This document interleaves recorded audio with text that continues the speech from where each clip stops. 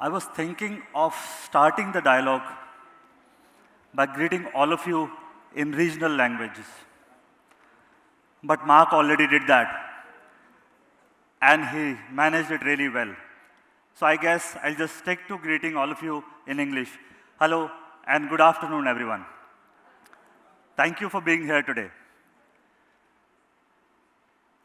Now, before we dive into today's session, let me start with a story. Imagine a 16-year-old student on a diving trip, excited to explore the beauty of underwater world. But instead of the vibrant marine life he hoped to see, he discovered something troubling. Plastic waste. More plastic bags than fish. Now, this is a sight that none of us want to see, either underwater or on the ground. Now, that was Boyan Slat in 2011 on a diving expedition off the coast of Greece. Well, such a sight could leave us with different emotional responses and the next steps. For Boyan, it sparked a desire to find the solution. He wondered, why can't we solve this? Why can't we clean it up? He went ahead and delivered a TEDx talk on this in 2012. The title was, How the Oceans Can Clean Themselves. He was 18 then, I think. He further started working on the idea and the solution. And what began as a school project transformed into the Ocean Cleanup Project, which is today the largest plastic cleanup drive in the world. Now let's think about that for a moment. It is not about having all the answers. It is about having the intent and the skills to discover those answers. And as Rod alluded in the morning in his session, these skills should include well-being and support. As a baseball legend, Babe Ruth once said, "Yesterday's home runs don't win today's games." What is really important is empowering the learners with skills to first of all face the unexpected. Forget about solving, that will come later. And try and solve the problems, the new problems that don't exist today, and thrive in a world of constant change. Now, I think somebody said, I think Vinay said it yesterday, that this has almost become a cliche to talk about ever-changing world, what's happening tomorrow. And it's easier said than done. But we also believe that there's no one better than the audience in this room today to collectively and collaboratively think and talk and explore about what these future skills should be. Now, we'll do a small activity around this in a moment, but before we do that, let's just quickly reflect on this presentation from the last year's conference.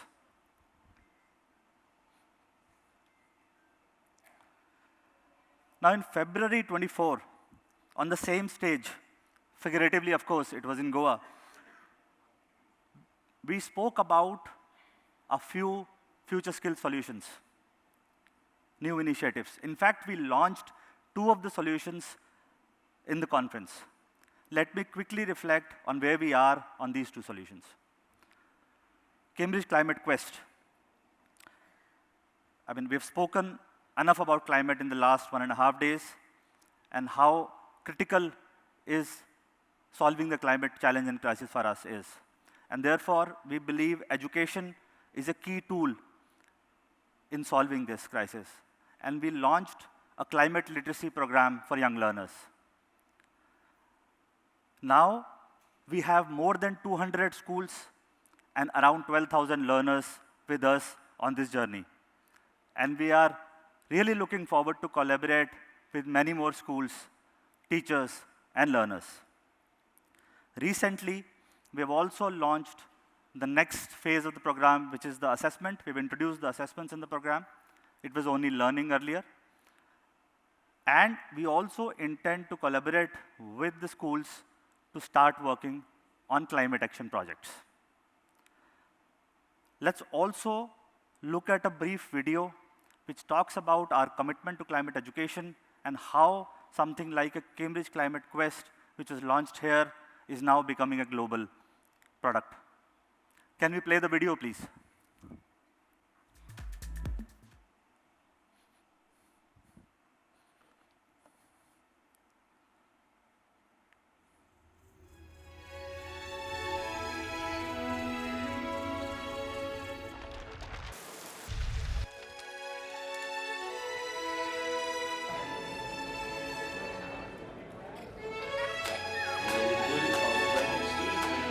Climate education is about understanding the root causes of climate change and its consequences and impact, and then how we can take action. It affects parts of the world incredibly differently. Everyone's experience is very specific to their locality. Cambridge stands out in terms of its commitment to climate education through the work that we've done, including our academic publishing around climate science and policy, the work we're doing on the natural history GCSE in England, the climate literacy programme, the Cambridge Climate Quest that we recently launched in India, and also the seminars that we gave at COP28 in December 2023. It's really important that we empower students because ultimately that will give them the ability to act. I think people aren't talking about climate change enough. It's obviously an issue that's facing all of us right now, not 20 years in the future, not 50 years in the future. I think it's important for our generation to learn about it because it's something that's going to affect our future. The future of this planet is about our young people, and if they are going to reconnect with nature and care about it, part of that is by their education programme. The ultimate goal is to empower and enable our teaching and learning communities to take action to tackle the climate crisis. We will do that by supporting them with the knowledge, the understanding, the skills, the behaviours that ultimately will enable that action.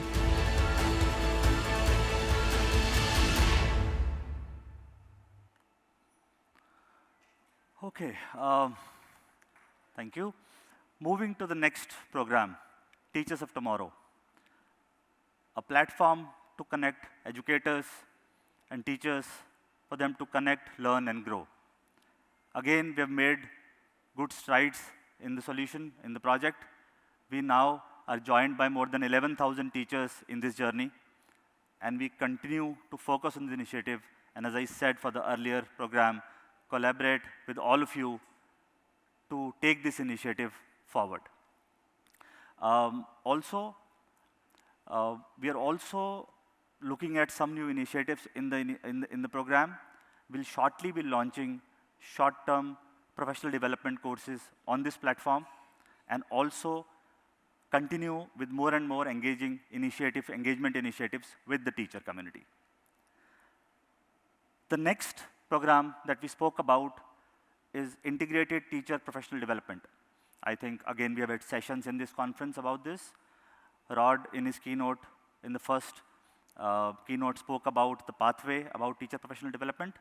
Now, to start with the journey, we've recently launched a pre-service teacher training course, which I'll talk about in some more detail in a moment later in the presentation.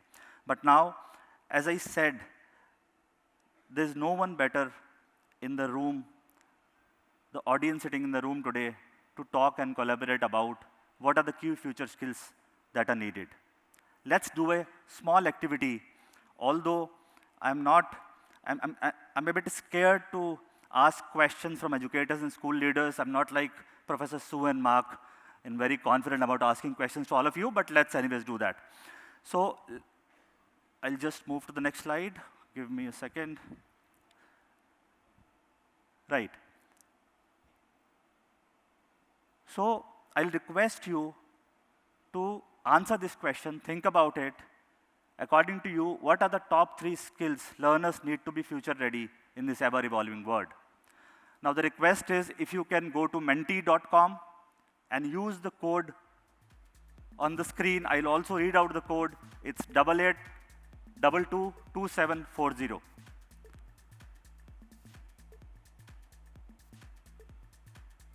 We'll just probably give 2 to 3 minutes for you to think about that and input your answers, and then we'll hopefully see what's coming up on the screen.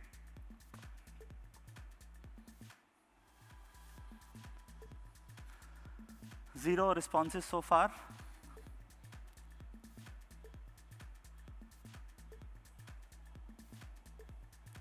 Please go to menti.com and input the code displayed on the screen. There we are.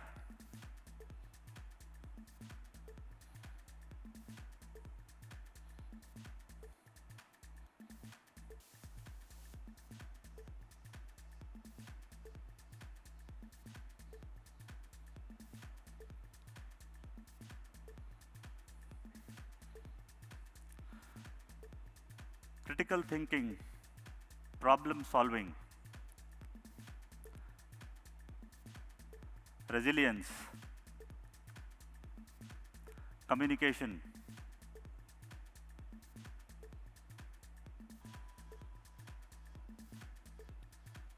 risk-taking, empathy, of course.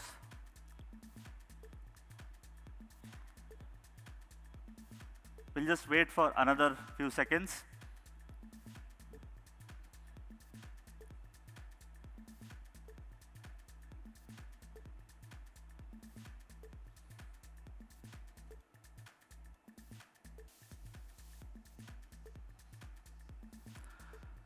Wonderful. Thank you so much for participating in this activity. And this is not a one-time activity that we want to engage with. We want to continuously collaborate with you in terms of identifying these key skills and also collaborate with you to find out solutions. How do we develop these skills? Okay, now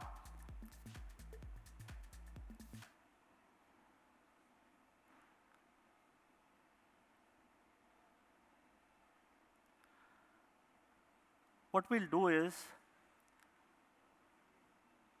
while we collected the inputs in the room today from all of you together, we were already doing that in different forums, either in one-to-one conversations or in smaller groups. And basis on the needs that we gathered between the last conference and this conference, we have either launched some programs or are work in progress with some programs. So let me spend a couple of minutes talking about those upcoming and new initiatives, and then we'll move to the next leg of the presentation. So the first one of these programs is the Young Pioneers program. This is an entrepreneurial skills program and also has a lot of sub-skills that came up in the suggestions in the activity that we just did together. This is a unique combination of classroom learning and experiential elements delivered in a blended approach. I will not talk about in detail, this is not the stage for it, but I'll just introduce the solution. This has a curriculum element to it in terms of course book, teacher training element to it. This has master classes from entrepreneurs, mentoring from the B School faculty, and also chance to the learners to present their own, create their own business cases and pitch it to the entrepreneurs themselves. Now, some of the schools present here are already a part of the first cohort. We're running a first cohort already and learning with the program. I'll now move to the next solution. Taking it forward on the same theme, this is again a new program that we are talking about. As the name suggests, this is a first certificate in business. This is a program done in collaboration with University of Cambridge Online and Cambridge Judge Business School. This is for 16 to 25-year-olds, 4 core modules, 4 weeks, also has live classes and an interactive platform. And then if the learner does 4 core modules, they get the chance to get a certificate of achievement. And then there are a section of electives to choose from. If they also look at the electives, then the can get the certificate of achievement with distinction. So again, on the entrepreneurial skills, communication, critical thinking, we have 2 upcoming new programs. One is already implemented, one is a new one. Moving to the next solution. We spoke about professional development. At the bottom of the pyramid there, we have launched very recently in February this year, a program for pre-service teacher training. This is a program that is developed by Cambridge and will be delivered by a partner university here. We have launched the first program in collaboration with Vishwakarma University in Pune, and we'll be starting the first batch in the next couple of months. This is again a program which, in fact, for all of these programs, the South Asia region and the global teams have collaborated well in terms of problem solving and taking it forward. Same is for this program. This is a program developed by the global PDQ team, but then the universities will be delivering this program and also providing the appropriate credits for this course, for this certificate course. And then there are also internship opportunities for the new teachers after completing this program. Okay. Now, finally, there's an upcoming school leadership program that we are collaborating with executive education at the Judge Business School. We have not launched the program yet, but I have had a few discovery workshops and focus group discussions, and I've spoken to some of you who are present in the room already. This provides a framework for strategic leadership in education for future. Around these 3-4 key pillars: leadership in action, leading teams, leading innovation, and leading systemic change. Now we have Professor Sue here in the room. Sue, if you can, although everybody attended your workshop yesterday, but if you can wave around. She will be the program director of the upcoming school leadership program, and I think most of you attended the workshop yesterday. So after the session and after lunch, maybe I'll let you to talk to Sue or myself in more detail about the program. I will just move forward for now. Okay. Moving to the next step in the presentation, I would now like to invite one of the guests in the room today to get a perspective from an educator, from an education leader. They manage around more than 60 institutes, including school and higher education scenario. Please welcome Mr. Utsav Tiwari. And he'll be talking about the skill continuum from their perspective. Utsav, over to you.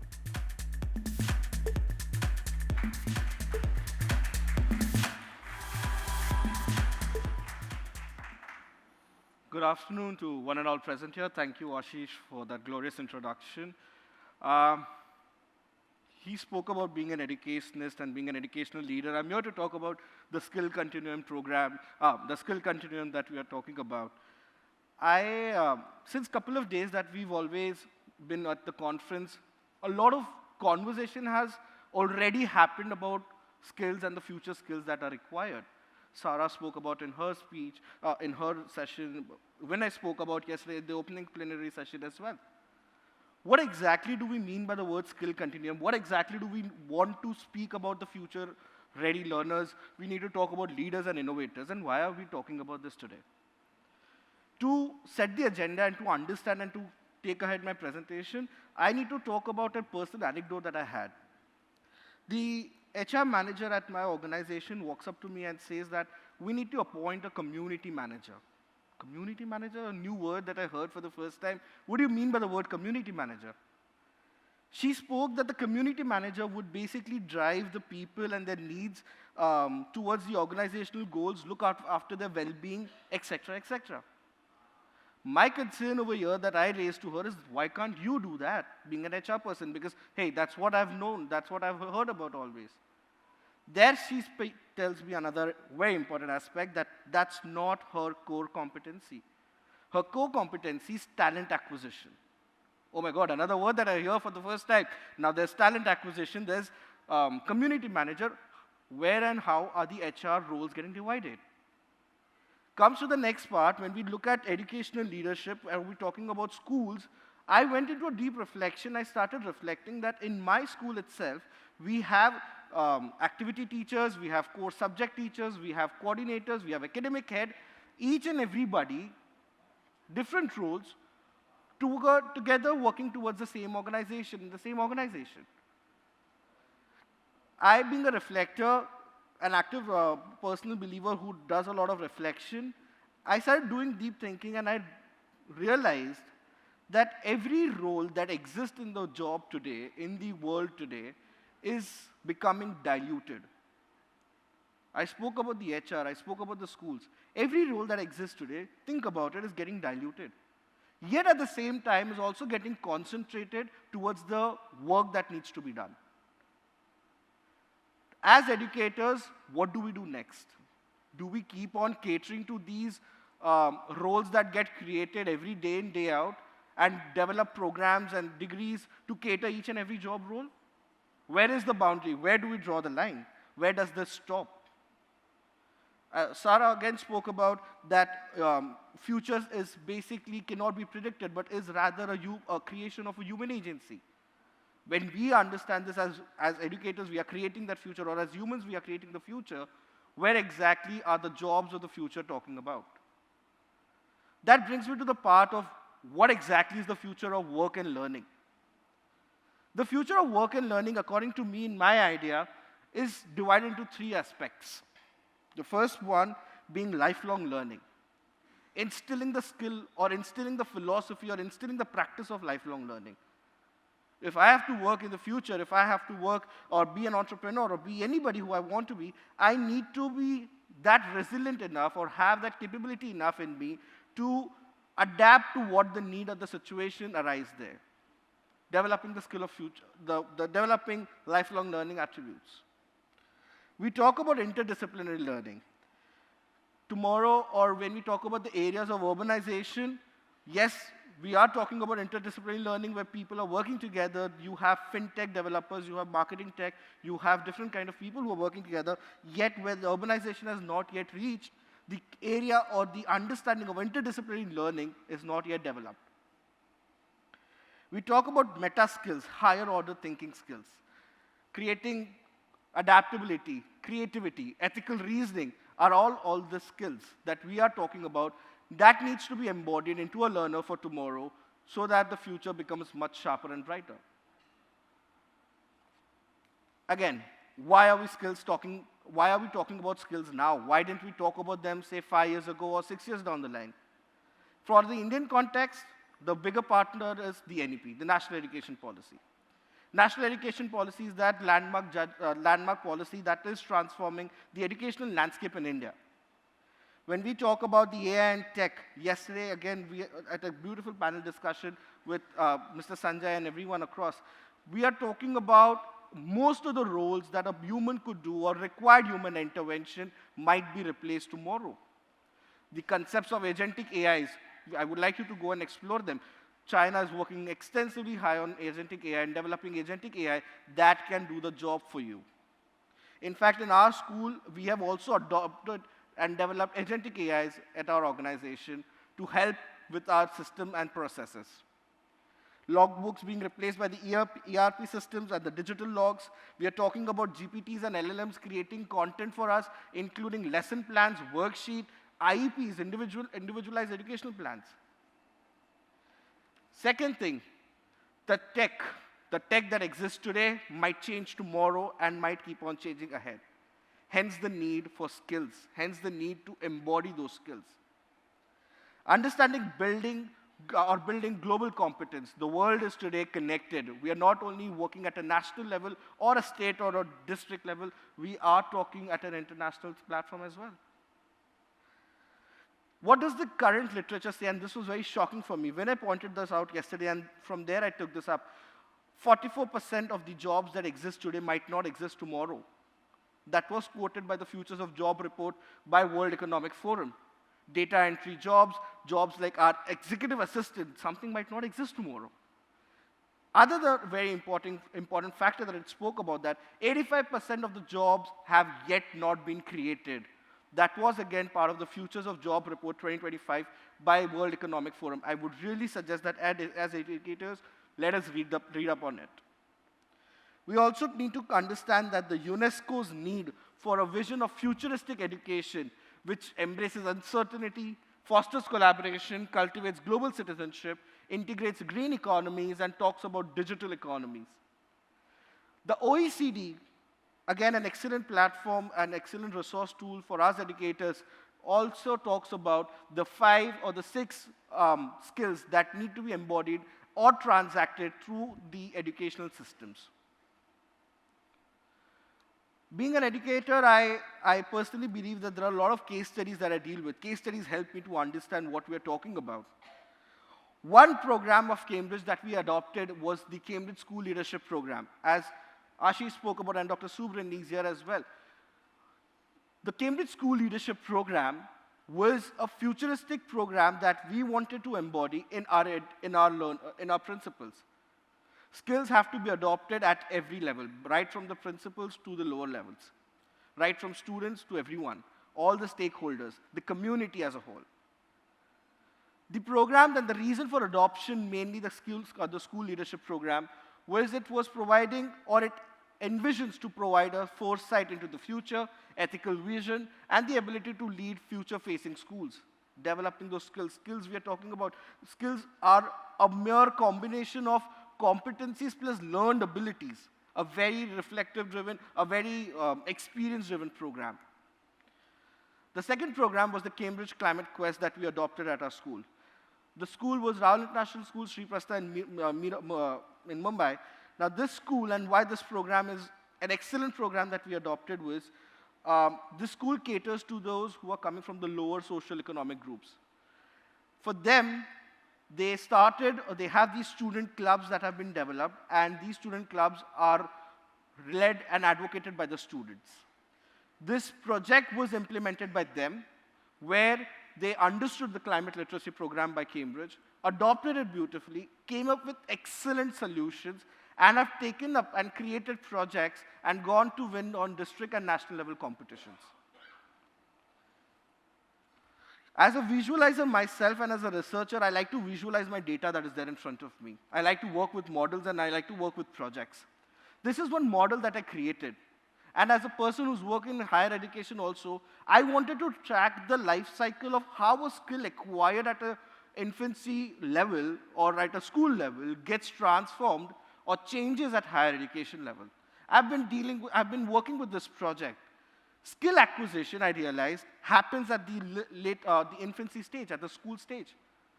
We develop or we give them the skills that are required for the tomorrow. We work with those skills. We work with skills like negotiation, transformation, communication, all your 21st century skills.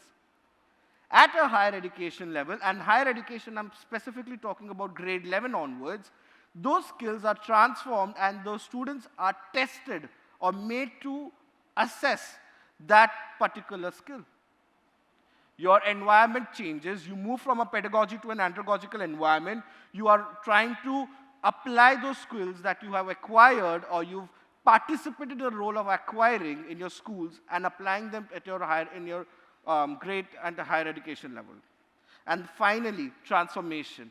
When we look at transformation, the skills that we have acquired all years of life have been cemented into our fabric. How are we transforming them and using them? It may be jobs, entrepreneurship, or anything that I do in the future.